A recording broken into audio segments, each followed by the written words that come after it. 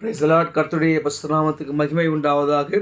இன்றைய நாளுக்கான இறை வார்த்தை மத்தேயு எழுதின நற்செய்தி நூல் 11ஆம் அதிகாரம் வசனங்கள் 28.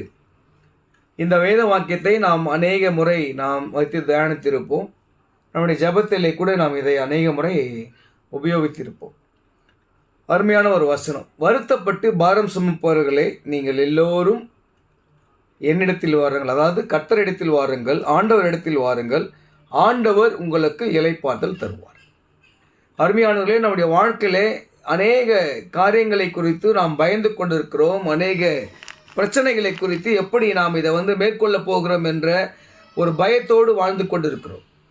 எதுவாக இருந்தாலும் இன்னைக்கு நீங்கள் இந்த வீடியோவை பார்க்குறீங்கன்னு சொன்னால், நீங்கள் வருத்தத்தோடு இருக்க வேணாம். அந்த வருத்தத்தை எடுத்து ஆண்டவருடைய சமூகத்தில் வச்சுருங்க, அவருடைய பாதத்தில் வச்சுருங்க. விண்ணப்பம் பண்ணுங்க. ஆண்டவரே, எனக்கு இது ஒரு பிரச்சனையாக இருக்குது, எனக்கு உடல் சுகவீனமாக இருக்குது, இல்லை எனக்கு இந்த கடன் பிரச்சனையாக இருக்குது, இல்லை என்னோடய வேலையில் எனக்கு இது மேலே இருக்கிறவங்க ஒரே பிரச்சனையாக இருக்கிறாங்க, நான் என்ன செஞ்சாலும் முன்னோக்கி மேலே போகவே முடியலப்பா, ஏதாவது ஒரு பிரச்சனை, கூட இருக்கிறவங்களே பிரச்சனையில் வந்துடுறாங்க, ஏதாவது ஒரு இதுவை பண்ணிடுறாங்க, எனக்கான உயர்வு கிடைக்கல, எனக்கான ஊதியம் கிடைக்கல, எனக்கான இடம் கிடைக்கல அப்படின்னு சொல்லி நீங்கள் வருத்தத்தோடு இருக்கலாம்.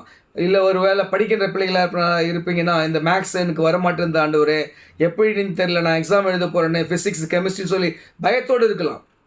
அதெல்லாம் ஒன்றும் வேணாம். என்ன வருத்தமாக இருந்தாலும் இந்த வேலையில் முழங்கால் படிட்டு, இல்லை உட்காந்த இடத்துல இருந்து கூட கண்களை மூடி, ஆண்டவரே எனக்கு இந்த பிரச்சனை, இதுலேருந்து எனக்கு விடுதலையாக்குங்க. இந்த வசனம் மத்தேயு 11:28 நீங்கள் சொல்லியிருக்கிறீங்க. வருத்தப்பட்டு பாரம் சுமப்பவர்களே, நீங்கள் எல்லோரும் என் இடத்தில் வாருங்கன்னு சொல்லி நான் வந்திருக்கிறேன்ப்பா, ஏன் பிரச்சனை இது உங்ககிட்ட நான் கொடுத்துட்டேன். அதுக்கடுத்து நீங்கள் சொல்லிக்கிறீங்க, என்ன சொல்லுவீங்க? எங்களுக்கு நீங்கள் என்ன பண்ணீங்க? அவர் உங்களுக்கு இளைப்பாறுதல் தருவார். ஆண்டவர் உங்களுக்கு இளைப்பாறுதல் மீன்ஸ் சமாதானத்தின் வாழ்க்கை.